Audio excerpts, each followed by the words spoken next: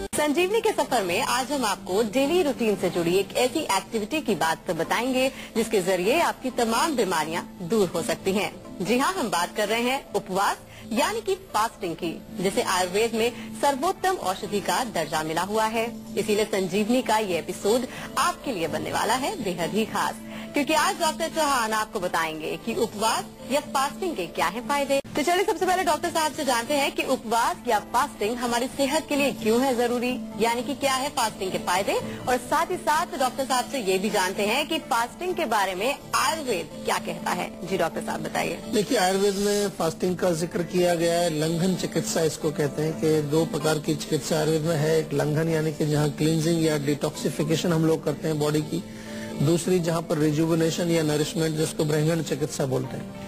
तो इसमें आयुर्वेद में फास्टिंग का जिक्र किया। और जहाँ तक इसके फायदों की, अगर हम थोड़ा सा गुणों की बात करें, तो आयुर्वेद एक ऐसा शास्त्र है जिसमें न केवल हम शरीर लेकिन मन, इंद्रिय और आत्मा की भी बात करते हैं। और फास्टिंग या उपवास से जो है शरीर तो शुद्ध होता ही है, आदमी का मन भी शांत होता है। बहुत बारी आपने देखा होगा कि कुछ लोग मौन व्रत करते हैं, वो भी एक प्रकार की फास्टिंग है। मौन यानी कि बोलने से फास्टिंग, मन को आपने ज्यादा उत्तेजित नहीं करना, वो भी एक प्रकार का उपवास होता है। और यदि मौन व्रत किया जाए या ज्यादा अधिक ना बोला जाए, जैसे कि हम मुंह से खाना खाते हैं, ऐसे मुंह से जो हम बोलते हैं, आंखों से देखते हैं, नाक से सूंघते हैं, कान से सुनते हैं, ये भी हमारा भोजन है। तो इस भोजन पर भी अगर नियंत्रण करें, इसको भी हम कम मात्रा में करें, तो वो हमारे मानसिक रोगों को ठीक करता है और बहुत मानसिक शक्ति भी उससे बढ़ती है। जिस प्रकार से उपवास से हमारे शरीर की शक्ति बढ़ती है, हमारी फिजिकल एनर्जी बढ़ती है, टॉक्सिन्स फिजिकल लेवल पर, जो शरीर के लेवल पर जो विषैले तत्व हैं वो शरीर से बाहर निकलते हैं। उसी प्रकार से अगर मन में हमारे किसी प्रकार की नेगेटिविटी है, मन में कुछ गंदगी है, मन में कुछ टॉक्सिन्स हैं, तो वो भी जो है मानसिक उपवास से बाहर निकलते हैं। और जो फिजिकल हम जो फास्ट करते हैं, लंघन चिकित्सा, उससे भी मन हमारा शुद्ध होता है। एक कॉलर हमारे साथ जुड़ गए हैं, मनोज है हरिद्वार से। जी क्या जानना चाहते हैं आप? हेलो, नमस्कार डॉक्टर साहब। नमस्कार जी। जी डॉक्टर, मेरे ना बहुत ज्यादा एसिडिटी की प्रॉब्लम बहुत ज्यादा रहती है। अच्छा, कब से है एसिडिटी? ये 4 महीने से। 4 महीने से। हाँ देखिए, एसिडिटी जो है, मैं आपके माध्यम से सभी को ये बता दूं, एसिडिटी बड़ी कॉमन सी प्रॉब्लम है। और एसिडिटी होती क्यों है कि हमारा जो पेट के अंदर एक एसिड बनता है नेचुरल फॉर्म में, जो कि हमारे पाचन में सहायक होता है, लेकिन ये एसिड ज्यादा मात्रा में बनने लगे। और वो ज्यादा बनने का कारण क्या होता है कि या तो हम बहुत ज्यादा एसिडिक फूड खा रहे हैं, या कई बार मानसिक तनाव के कारण भी, बहुत ज्यादा चिंतन, स्ट्रेस की वजह से भी एसिड ज्यादा निकलता है।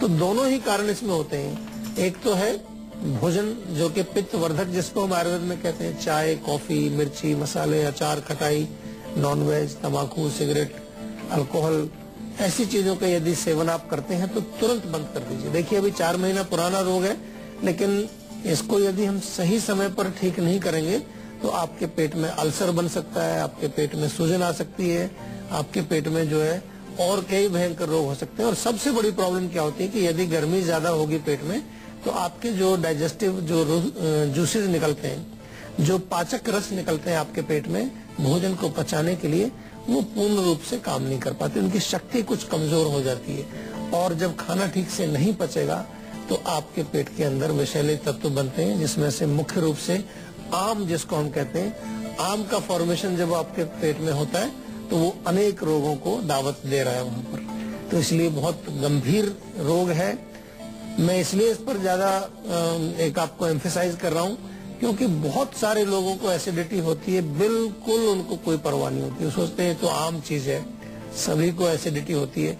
लेकिन अगर क्रॉनिक हो जाता है कोई भी रोग हमारे शरीर में, किसी भी स्थान पर कोई चीज अगर लंबे समय तक वो वहाँ पर बैठी रहे, कोई भी रोग वहाँ बैठा रहे, तो फिर भयानक रोग, कैंसर तक के रोग जो है इससे हो जाते हैं। तो आपको थोड़ा सा ध्यान रखना है। भोजन में खीरा खाइए, ककड़ी खाइए, तरबूज खाइए, नारियल पानी बहुत अच्छा है।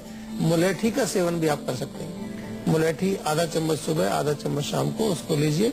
और आयुर्वेद में एक चूर्ण मिलता है, अविपत्तिकर चूर्ण।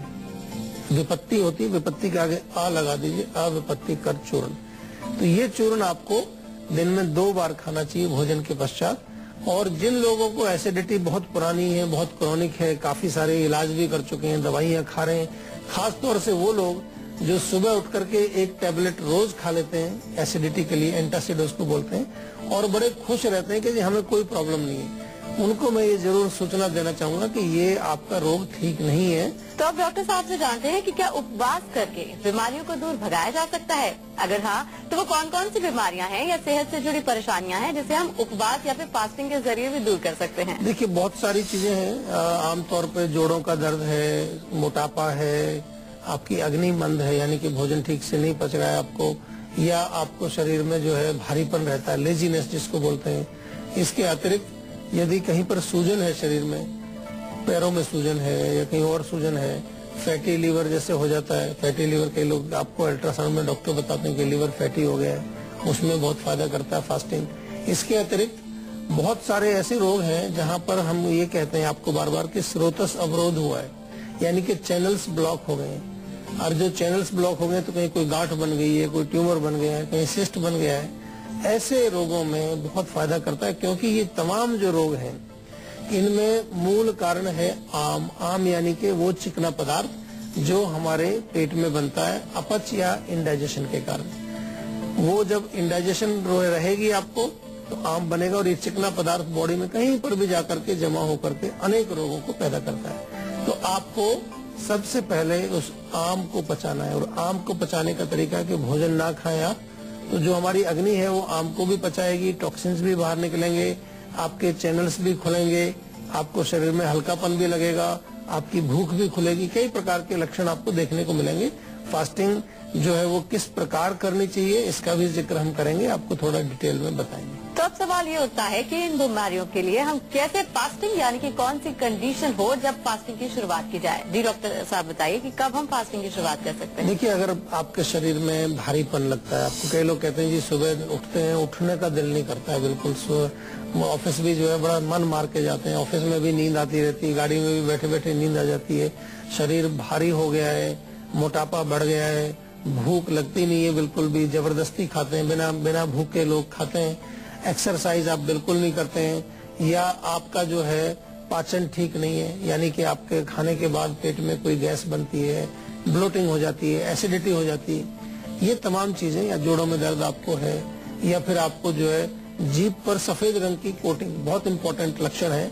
अगर जीभ पर आपके सफेद रंग की कोटिंग है तो ये संकेत है कि आपके शरीर में कहीं न कहीं टॉक्सिन्स विद्यमान है, मौजूद हैं, और इन टॉक्सिन्स को पचाने के लिए आयुर्वेद में भी लिखा है लंघन चिकित्सा करनी चाहिए। लंघन चिकित्सा में उपवास यानी कि फास्टिंग एक बहुत साधारण सा एक ट्रीटमेंट है जिसको कोई भी कर सकता है। आयुर्वेद में डेफिनेटली हमारे पास और भी ऑप्शंस हैं, हम लोग पंचकर्म चिकित्सा करते हैं, लेकिन वो डॉक्टर की देखरेख में की जाती है। उपवास भी अगर आपको करना हो तो मेरी राय आपसे ये है कि थोड़ा सा अपनी प्रकृति को समझ करके, अपनी अग्नि की क्या दशा है आपकी, कितना बलवान है आपकी अग्नि, या कितना समय आप जो है बिना भोजन के रह सकते हैं, ये सब अंदाजा लगा करके। और हम एक चीज और भी कहते हैं कि जब भी आपको फास्टिंग करनी हो, अगर आप नॉर्मल भी करना चाहें, अगर आपको कोई प्रॉब्लम नहीं है, फिर भी आप सप्ताह में एक बार जो है फास्टिंग कर सकते हैं, या 2 सप्ताह में एक बार तो जरूर करना चाहिए।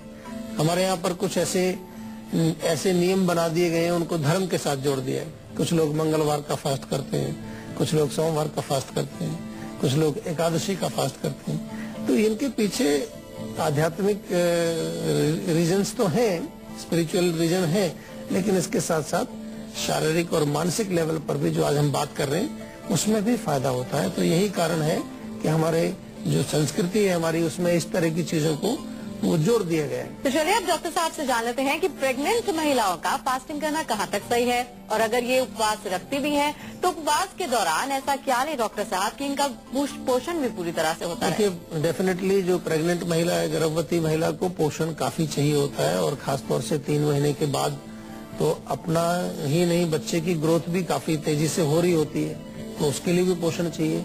तो हम ऐसा नहीं कहते कि उनको कोई बहुत स्ट्रॉन्ग फास्टिंग करनी चाहिए। अगर कभी आपको करना भी है तो जूस फास्टिंग करिए, यानी कि फ्रूट जूसेस लीजिए, ताजे फल खाइए, वेजिटेबल सूप वगैरह आप लीजिए, उसके साथ आप फास्टिंग कर सकते हैं 1-2 दिन की, ज्यादा लंबी नहीं करनी है।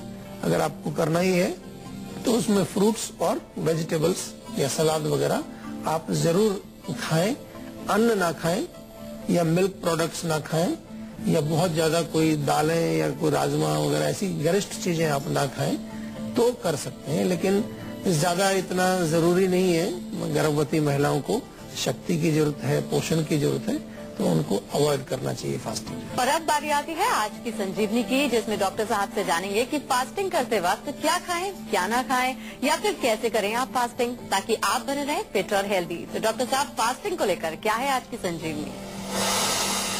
देखिए, फास्टिंग पहली बात तो मैंने कहा कि अपने स्थिति के अनुसार, अपने रोग के अनुसार, और आयुर्वेद में हम कहते हैं अपनी प्रकृति के अनुसार आपको करनी चाहिए। जैसे जो वात प्रकृति वाले लोग हैं उनका शरीर दुबला पतला होता है, वो ज्यादा उसमें फैट की मात्रा कम होती है, उनमें मसल्स भी वीक होती हैं। तो ऐसे लोगों को अगर फास्टिंग करनी है तो ज्यादा से ज्यादा 3 दिन से ज्यादा आप फास्टिंग ना करें, और वो भी कंप्लीट फास्टिंग नहीं, उसमें कुछ ना कुछ आपको फ्रूट्स या सूप वगैरह जरूर लेना चाहिए। कुछ लिक्विड लें तो ज्यादा अच्छा है, और गरम गरम लिक्विड लें तो और भी अच्छा है। उबाल करके कुछ चीज खाएं, उबली हुई सब्जियां खाएं तो वो ज्यादा अच्छा है। पित्त प्रकृति वाले जो लोग हैं, जो मीडियम बिल्ट होते हैं, वो 5 दिन तक फास्टिंग कर सकते हैं, और उनके लिए भी ये बहुत इम्पोर्टेंट है, क्योंकि पित्त वालों की अग्नि नेचुरली बड़ी तेज होती है। तो फ्रूट्स खा सकते हैं, नारियल पानी, तरबूज, खीरा, ककड़ी, जो वाटर बेस्ड फ्रूट्स हैं, जिनमें वाटर की क्वांटिटी ज्यादा, पानी की मात्रा जिसमें अधिक है, उनका सेवन ज्यादा करें तो बहुत अच्छा रहेगा। गर्मी भी उनकी नहीं बढ़ेगी शरीर में। कफ प्रकृति वाले जो हैं वो 7 दिन तक फास्टिंग कर सकते हैं। कफ वाले थोड़े भारी भरकम होते हैं, शरीर में उनके फैट काफी होता है, मोटापा बड़ी जल्दी से उनका बढ़ जाता है, वो 7 दिन तक फास्टिंग कर सकते हैं। लेकिन उनको भी कंप्लीट फास्टिंग की जरूरत नहीं है। कोशिश करें कि कुछ जो है वेजिटेबल सूप्स लें, या कुछ स्पाइसेस डाल करके कोई पतली खिचड़ी वगैरह बना सकते हैं, और ज्यादा मात्रा में ना खाएं। 1-2 दिन पहले 2-3 दिन जो है वो चाहे तो वो पानी या नींबू पानी ऐसी चीज पर रह करके भी फास्टिंग कर सकते हैं। और जब उनको लगे कि थोड़ा ज्यादा हो रहा है, कमजोरी हो रही है, फिर फ्रूट जूसेस या वेजिटेबल सूप्स ले सकते हैं। अगर आप उपवास कर रहे हैं तो कई सारी सावधानियां भी आपको बरतनी चाहिए, जिसके बारे में हम चर्चा जरूर करेंगे। कहीं ऐसा ना हो कि फास्टिंग की वजह से आपको लेने के देने पड़ जाएं। तो डॉक्टर साहब, क्या हिदायत बरतनी चाहिए दर्शकों को फास्टिंग के जरिए? देखिए, अच्छा प्रश्न है, क्योंकि कभी कभार हमारे शो में आप सुन लेते हैं किसी चीज के गुण, तो आप लगे भाई चलो इसी को करते हैं, इससे सब रोग ठीक हो जाएंगे। लेकिन पहली बात हमने की है कि अपनी प्रकृति के अनुसार करनी चाहिए। दूसरा, अच्छा रहेगा कि किसी गाइडेंस में रहें, कोई भी एक्सपर्ट हो। आजकल बहुत सारे डॉक्टर आयुर्वेद के, नेचुरोपैथी के, योगाचार्य वगैरह इसके बारे में ज्ञान रखते हैं, तो उनकी गाइडेंस में किया जाए तो बहुत अच्छा रहेगा। साथ में एक्सट्रीम नहीं करना। मैंने देखा है कुछ लोग जो है 15-15, 20-20 दिन तक केवल पानी पीते रहते हैं, पानी पर ही रहते हैं। मैंने देखा है कुछ लोगों को बहुत ज्यादा फेनेटिक, बहुत ज्यादा एक्सट्रीम में आयुर्वेद उसको अलाउ नहीं करता। आयुर्वेद हमेशा एक चीज कहता है कि बैलेंस, साम्य अवस्था को बनाए रखना है। दोषों की साम्य अवस्था, धातुओं की साम्य अवस्था, हमारे जो एक्सक्रीटरी जो मल है, जो वेस्ट प्रोडक्ट्स हैं, उनको भी प्रॉपर उनका निष्कासन शरीर से होता रहे।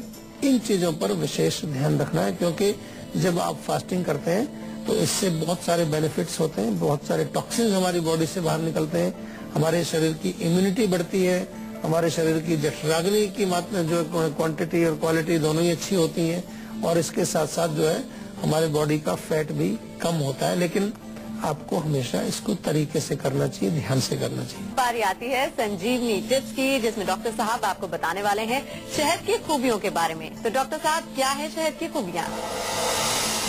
देखिए, शहद तो बहुत गुणकारी है, बहुत सारे गुण हैं। सबसे बड़ी चीज तो है कि शहद में काफी सारा पोषण, न्यूट्रिशन मौजूद है, और उसको डाइजेस्ट करने में ज्यादा आपको मेहनत नहीं करनी पड़ती। ऐसा कहा जाता है कि honey is a pre digested food, जब जैसे मुंह में जाता है मुंह में ही एब्जॉर्ब हो जाता है, और अपने न्यूट्रिएंट्स आपके ब्लड स्ट्रीम में मिल करके आपको ताकत देने लगते हैं। लेकिन औषधीय गुण भी इसमें बहुत सारे हैं। सबसे पहले तो ये हमारे शरीर की इम्यूनिटी को बढ़ाता है, हमारी जो रोग प्रतिरोधक शक्ति को बढ़ाता है। इसलिए कुछ ऐसे लोग हैं जिनको बार बार इन्फेक्शन होते रहते हैं, बार बार उनको खांसी जुकाम वगैरह होते रहते हैं, वो शहद का सेवन जरूर करें, उनसे बहुत फायदा होगा। आयुर्वेद के अनुसार कफ को नष्ट करने के लिए शहद बहुत उत्तम है। तो जिनको खांसी है, गला खराब है, दमा है, नाक बंद रहती है, वो भी शहद का सेवन कर सकते हैं। ऐसे ही खा सकते हैं, हल्का सा गुनगुने पानी में शहद को मिला के पिए तो कफ का भी नाश करता है और फैट को भी कम करता है।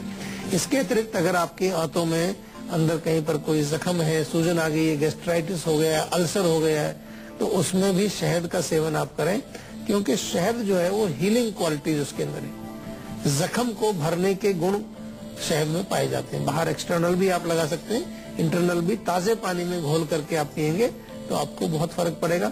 इसके अतिरिक्त हमारी त्वचा अगर रूखी सूखी रहती है तो शहद जो है वो मॉइस्चराइजर का काम भी कर सकता है।